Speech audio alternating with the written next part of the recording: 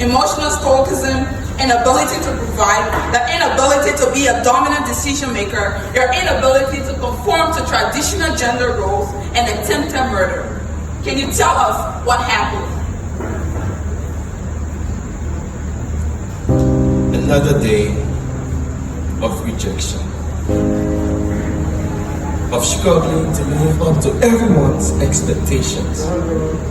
Another day of camouflaging my true identity just to fit their perception of me. Another day to be a man, trapped in a portrait I didn't paint, suppressing my pain's emotional agony rooted deep within just because I'm a man. Most times, I wear fake smiles, while deep inside there's a wasteland of unquenched sorrows and miseries. Most times I want to let the cat out of bed, but socially it's illegal to cry, so I just suck it all up. And now my emotions is like a time bomb at the verge of explosion. Most times I lose myself while trying to find myself, and if I can't understand myself, then how am I supposed to explain myself?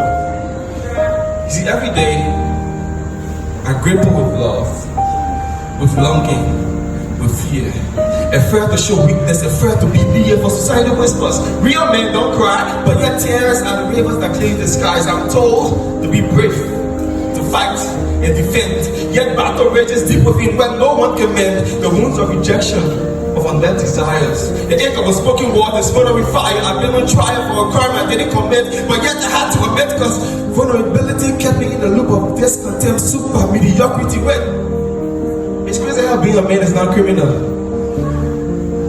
You see, as night falls and silence prevails, I wrestle with shadows and ghostly trails. I wonder if strength begins with vulnerability, if healing begins with self-acceptance and clarity. See, I've craved for society to unshackle the chains that bind, the expectations that confine, the judgment of crime, for I too deserve compassion and grace, a safe space to unravel, to find my place. And no matter what I say, this narrative just won't change. Sometimes, make it really won't go up. But it's not easy. So I'll just keep silent.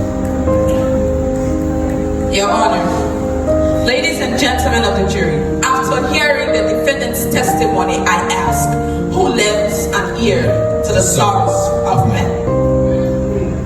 Ladies and gentlemen of this societal courtroom, allow me to weave the final tapestry of words on behalf of my client. Your Honor, see, my client stands before you, a man battered relentlessly by the storms of life, pleading guilty to the crime of attempted murder. The evidence mounted against him appears insurmountable, paving the way for the impending sentence. Yet, before we embark on this journey of conviction, let the resonance of the word attempted echo through these hallowed halls, a word that signifies that my client's only crime was trying, and finally failing. Mr. Kpan. Yes, ma'am. You've been accused of emotional stoicism, where society stereotypes you for being tough, yet they also want you to be vulnerable. Can you explain the mental crisis you were going through this time that led to this incident? Emotionally, I've been drowning in an ocean of oblivion.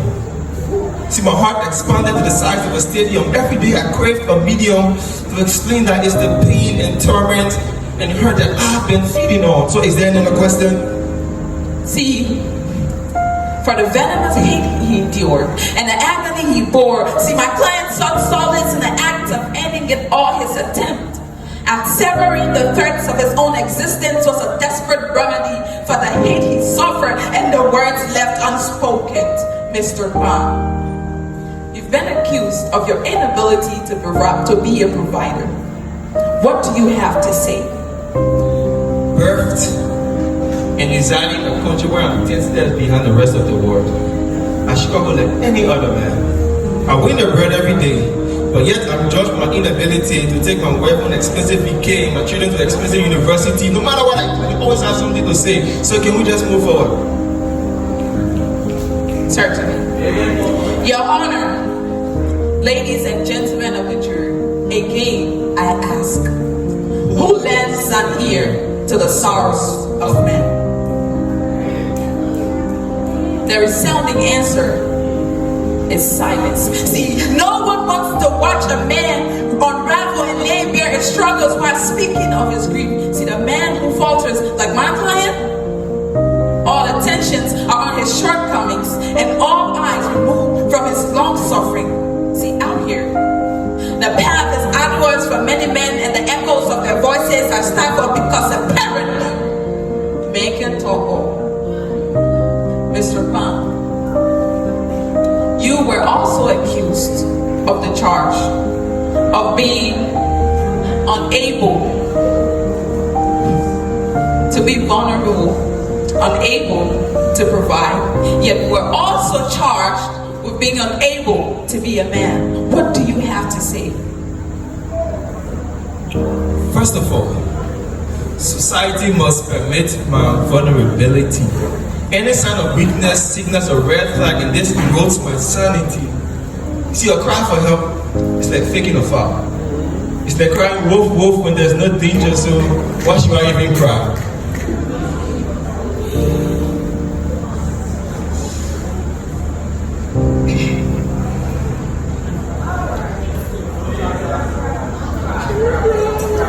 See,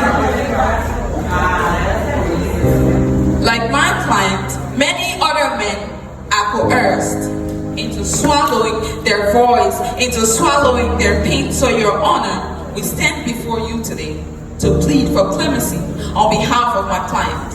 Give this man a chance at life, not for the life sentence to be served in jail or in prison, but within the nurturing walls of a rehabilitation center, a place where a man can let all his anger cascade in unbridled torrents, because finally men can talk or provide him a haven where he is able to be the man that he is supposed to be. 600,000 men die each year of suicide.